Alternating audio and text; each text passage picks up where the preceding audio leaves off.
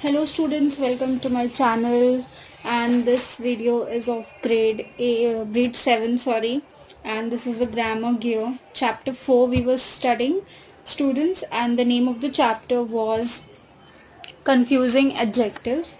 And in the first part we studied about each and every, and we studied that each is used for countable nouns and every is used for uncountable nouns. Okay, so the second part today we'll be studying about many and much, when to use many and when to use much. Students, it's very simple topic.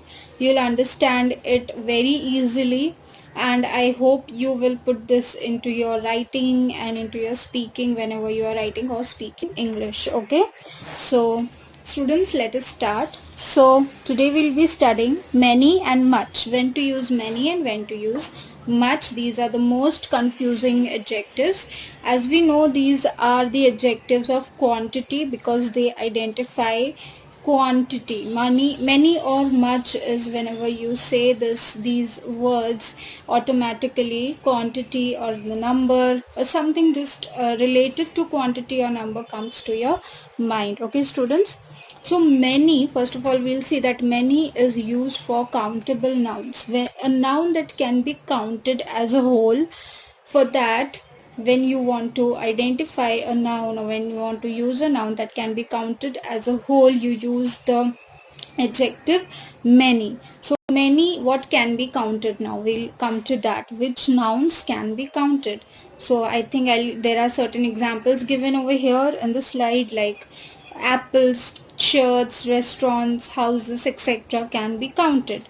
So if I want to frame a sentence, I'll just give you an example.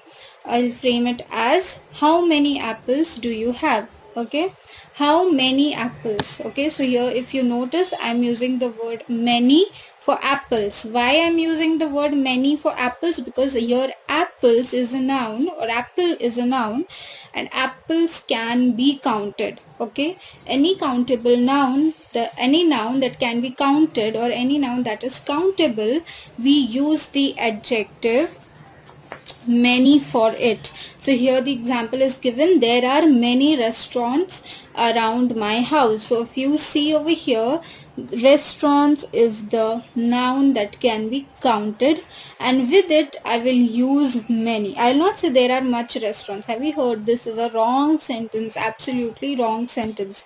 We'll use how many restaurants are there, or there are many restaurants around my house. Similarly, you can use the interrogative form also. Interrogation means when we question something. Okay, when we question something, we use the interrogation. It means, okay, questioning, like WH type of questions, like how, like I gave you the example earlier, how many apples do you have? Question mark. Okay, so this is a interrogative sentence. It means it is asking a question. Okay, so where okay, so similarly you can form a sentence by your own, students. So we studied about many. Now we'll study about much. Okay, students, so when to use much? So as we studied that many is used for countable nouns, any noun that can be counted as a whole. So much is absolutely opposite of many. Much is used for nouns that cannot be counted as a whole. It means much is used for nouns, for uncountable nouns. For what cannot be counted as a whole? Yes, students, I know many things are coming into your mind. I'll give you some examples, like coffee cannot be counted as a whole, rice cannot be counted as a whole, water, juice, jam, etc. Anything as a whole, it cannot be counted. But if you give, like, many students will say no, but rice can be counted 10 kgs or 100 kgs. Yes, in terms of kg, if you do, you can count rice, but you cannot say I had 5 rice today.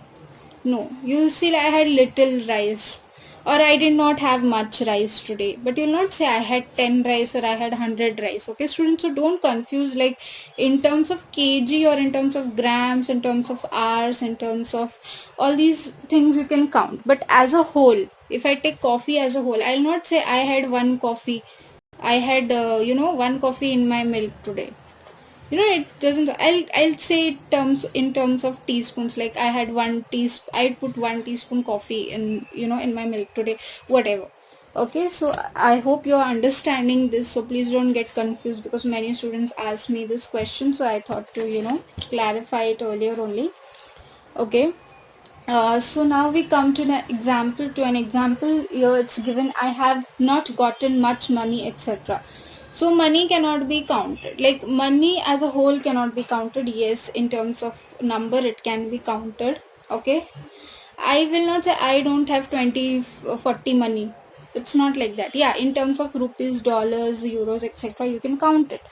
Okay, so when you are dealing with an uncountable noun, that time you use much. Okay, and similarly with the interrogation, there's an activity given, students. I want you to pause it over here and write down all the answers in your rough book. You can type it, whatever is available with you. Okay, students, thank you. I hope you have understood the lesson, and in the next part we'll be studying about favor and less. Okay, students, thank you and stay tuned, and we'll meet in the next period. Okay, students, bye.